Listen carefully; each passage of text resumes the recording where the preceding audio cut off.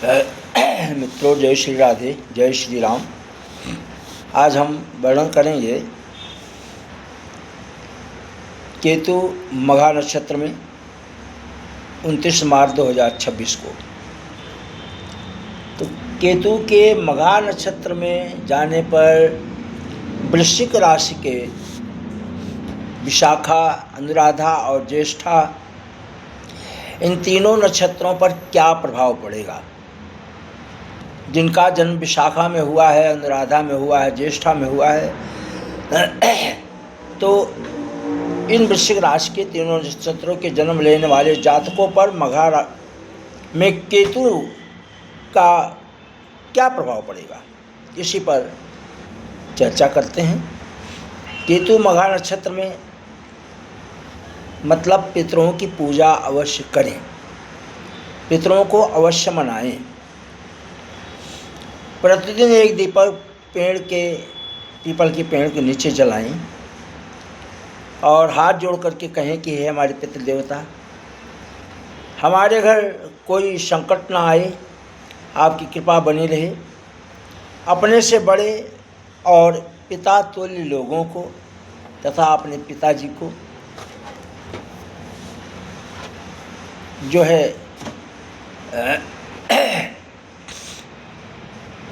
संबंध मधुर रखें, संबंध मधुर रखें, नहीं तो नौकरी पर समस्या हो सकती है।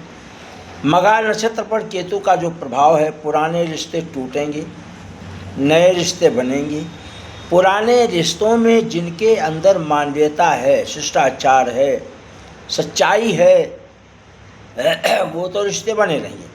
लेकिन जिन रिश्तों के अंदर लूट खसोट, नैतिक पतन और भी बहुत सारी अश्लीलताएं हैं, चरित्रहीनता, ऐसे रिश्ते वृश्चिक राशि के केतु के मघा नक्षत्र में आने पर टूटेंगे।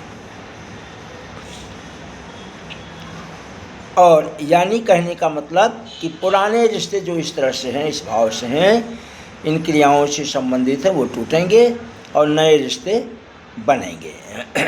पुराने रिश्तों में जो अच्छे होंगे वो रहेंगे, जो अच्छे नहीं होंगे वो टूट जाएंगे।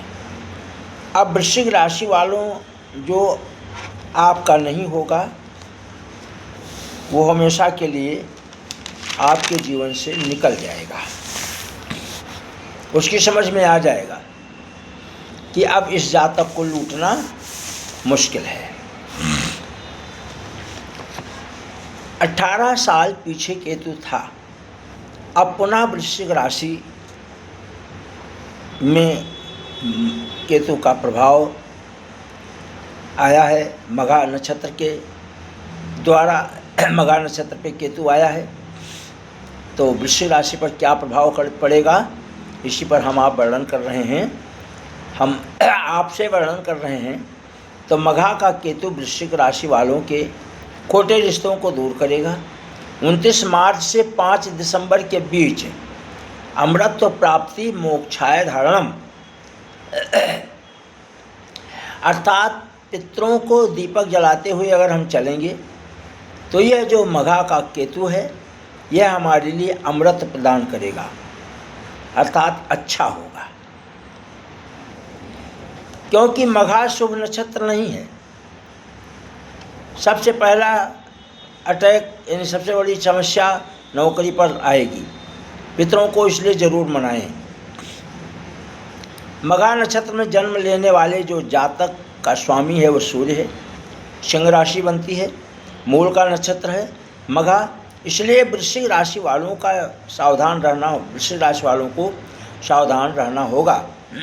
ज़्यादातर मघा नक्षत्र में जन्म लेने वालों का चरित्र अच्छा नहीं होता है, चाहे स्त्री हो चाहे पुरुष हो।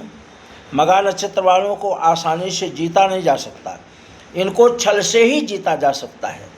वृश्चिक राशि में विशाखा नक्षत्र के जातक के लिए एवं ज्येष्ठा नक्षत्र वालों के लिए पैसे की आमदनी बढ़ेगी, पर प्रेम में असफलता की प्राप्ति होगी।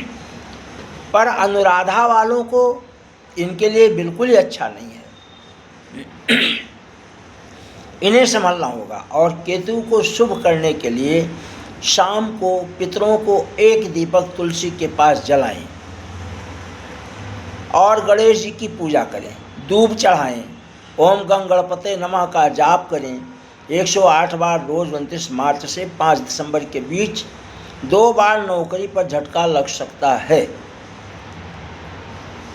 तारीख अगर अपन निर्णय लें तो चंद्रमा के अनुसार 29 मार्च से